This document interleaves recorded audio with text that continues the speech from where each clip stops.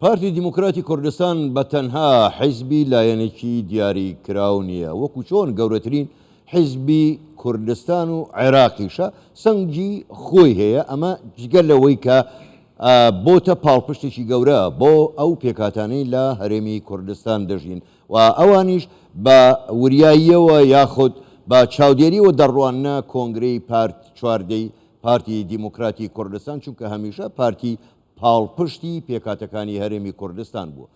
بۆ ئەوەی بزانین پێکاتەکانی هەرێمی کوردستان چاوەڕوانیان چییە لە کۆنگرەی چواردەی پارتی و قسەی زیاتریش لەسەر ئەم بابەتە بکەین. میوانێکمان لەگەڵدایە زۆر بەڕێز ئایدن معروف ئەندامی مەکتەبی سیاسی بەرەی تورکمانی ڕاستەوخۆ لە ئستودیۆی ژووری هەواڵ لە لامان میوانە کاگایدن زۆر بەخێر بێن. بۆ بەشداریکردنتان لەگەڵمان گەلێک سوپاس.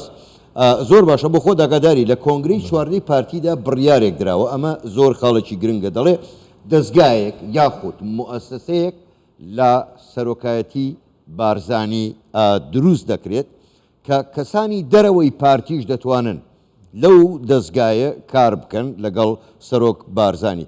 باش ئەمە بەڕای ئێوە پێمان ناڵێت سەرۆک بارزانی بە تەنها مۆچی پارتی نییە، بە تەنها مۆچی کوردیش نییە، بەڵکو تەواو مۆچی تەواوی خەڵکی کوردستانە. بەێ پێشەکەی زۆر سوپاس دەکەین.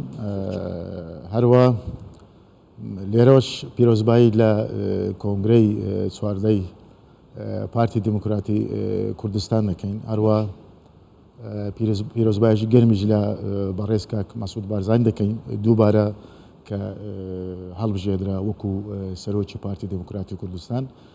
هەروە پیرۆزبایی گرنگترین پیرۆزبایش لە بەڕێزان کاک نێچیرمان بارزانی کە بوو بە جێگیری پارتی دیموکراتی کوردستان.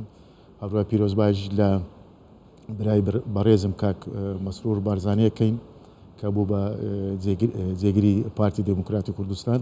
ئەم کۆنگرەیە بۆ پارتیش گرنگە، لە هەمان کاتیشدا بۆ هەرێمی کوردستانیش گرنگە، بە تایبەتیش بۆ پێکاتەکانیش گرنگە. لە ڕاستیدا کە پارتی حزبێکی گەورەیە، حزبێکی ئەساسە و کاریگەری خۆی هەیە لەسەر هەرێمی کوردستانی عێراق و لەسەر ناوچەکە و لەسەر عێراقیش. لێستادا ئەم کۆنگرەیە کە گرنگە، ئەنجامی کۆنگرەکە گرنگە، چۆن دەبێت و چۆن کاریگەری دروست دەکات لەسەر ڕەوشی سیاسی هەرێمی کوردستان. باش کاک ئایدن بۆ خۆت باش دەزانانی پارتی لە دابینکردنی مافی پێکاتەکان لە هەرێمی کوردستان هەنگاوی زۆر گەورەی ناوە و پێکاتەکانیش بەشدارن لە جونگەکانی دەسەڵات لە هەرێمی کوردستان. ڕێک بە پێچەوانەی عێراقەوە خوێندنەوەتان بۆ ئەوە چییە؟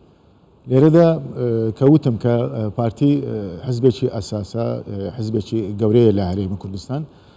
لە ڕابردوش لێستادا لە هەموو کات زیاترش ئیحتیمامی داوە کە ئیحتیمامی داوە بە وجودی پێکاتەکان کە زیاتر متعلق بووە بە مەلەفی پێکاتەکان لە ڕابردوش کە لە پرۆسەی سیاسی لە بڕیارە سیاسەکانیش کە گرنگی داوە بە بەشداری پێکردنی پێکاتەکان لە هەرێمی کوردستان و لە عێراقیشدا. ئەمە خاتەواتێکی زۆر زۆر ئیجابی بووە کە جێگای دەستخۆشی بووە لێرەدا وجودی پێکاتەکانیش زۆر زۆر گرنگە لە هەرێمی کوردستان کە لە ئێستادا مەلەفێک تایبەتەیە بە کاروباری پێکاتەکان لە کابینەی نوێی حکوومەتی هەرێمی کوردستان. ئەمەش خەتەواتیش زۆر زۆر گرنگە. ئەمە زیاتر ڕۆلی پارتی و ڕۆلی لایەنە سیاسەکانیش هەیە لە ناو حکوومەتدا کە وجودی ئەم مەلەفە لە هەرێمی کوردستان وایە بەشداربوونیان لە بەڕیارە سیاسەکان یان لە وجودی ئەم مەلەفە وەکو پێکاتەکان لە ناو حکوومەتی هەرێمی کوردستاندا ئەمەش جێگای دەستخۆشیە بە ئیستەحداثکردنی ئەم مەلەفەش بڕیارێکی جەریعانێ بووە و ئازایانە بووە کە ئەمەش خەتەواتێکی زۆر باش بۆ لە ئێستادا کە ئیشی لەسەر ئەکرێت و بەرەو پێشچوونێک زۆر هەیە کە پشتیوانەیەکە کە دەعمەکە بۆ پێکەوە ژیانی نەتەوەکان و ئەدیانەکان لە هەرێمی کوردستان. زۆر باشە کاک بەدەن ئێوە داوایەکان کردو کە پارتی لەم کۆنگرەیانی لە دوای کۆنگرە دەستگایەک بۆ کاروباری پێکاتەکان لە پەیکەربەندی پارتیتا دامەزرێنی. دەتانەوێت ئەم دەستگایە چۆن بێت؟ ئەوە لە دەرەوەی پەیوەندی سیاسیەکانی نێوان پارتی و پێکاتەکان و حیزبەکانی پێکاتەکانە؟ یعنی لێرەدا مەسەرەن پەیوەندەکانی پارتی لەگەل لایەنەکان زۆر گرنگە چکە لەبەرەوە کە حزبێکی ئەساسیە و حزبێکی گەورەیە کە حزبێکی سەرەکیە لە هەرێمی کوردستان و لە عێراقدا کە پەیوەندەکانیش کاریگەری باش دروست دەکات لەسەر باشبوونی ڕەوشەکە لێرەدا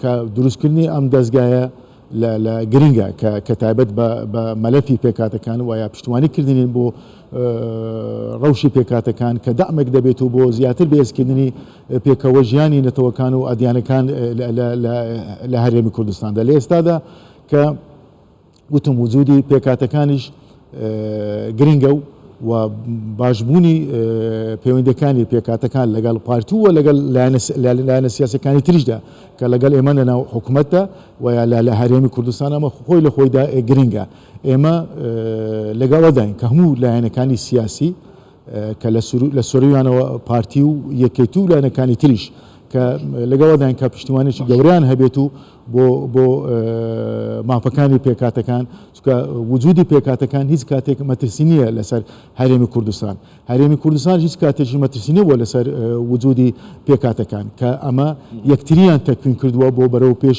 چوونی ئەم تەعاویشە ئەم پێکەوەژیانەکە ئێستا لە هەرێمی کوردستان هەیە کاک ئایدن دو پرسیار ئەگەر بە کوردیش وەڵام بدەیت و من زۆر سپاس دەکەم چاوەڕوانیتان لە پارتی چییە وەکو گەورەترین حیزبی هەرێمی کوردستان و لە عێراقیشدا بۆ خۆت دەزانی بە تایبەتی لە مەسەلەی دانوستان لەگەڵ حکوومەتی فیدرالی لەسەر مافی گەلی کوردستان بە پێکاتەکانیشەوە بە تایبەتی لە ناوچە کێشە لەسەرەکان ئەگەر بە کوردی وتم کە ئەنجامی کۆنگرەکە زۆر گرنگە پێش هەموو شتێک کە دەبێت ئەمە یەکڕێزی لایەنە سیاسەکان لە هەرێمی کوردستان باش کۆنگرەی پارتی کە دەبێت کە نزیک بوونەوەی لایەنە سیاسەکان هەبێت و تەطبیقکردنی پەیوەندەکانی باشکردنی پەیوەندەکان نێوان پارتی و یەکێتی لەم مەرحەلەیەدا لەم قۆناغەدا زۆر گرنگە بۆ پشتیوانیکردنی داواکارەکانی خەڵکی هەرێمی کوردستان زۆر باشە زۆر بەڕێز ئایدن معروف ئەندامی مەکتەبی سیاسی بەرەی تورکمانی گەلێک سپاس بۆ بەداریکردنتان لەگەڵ ماڵ سپاس بوو.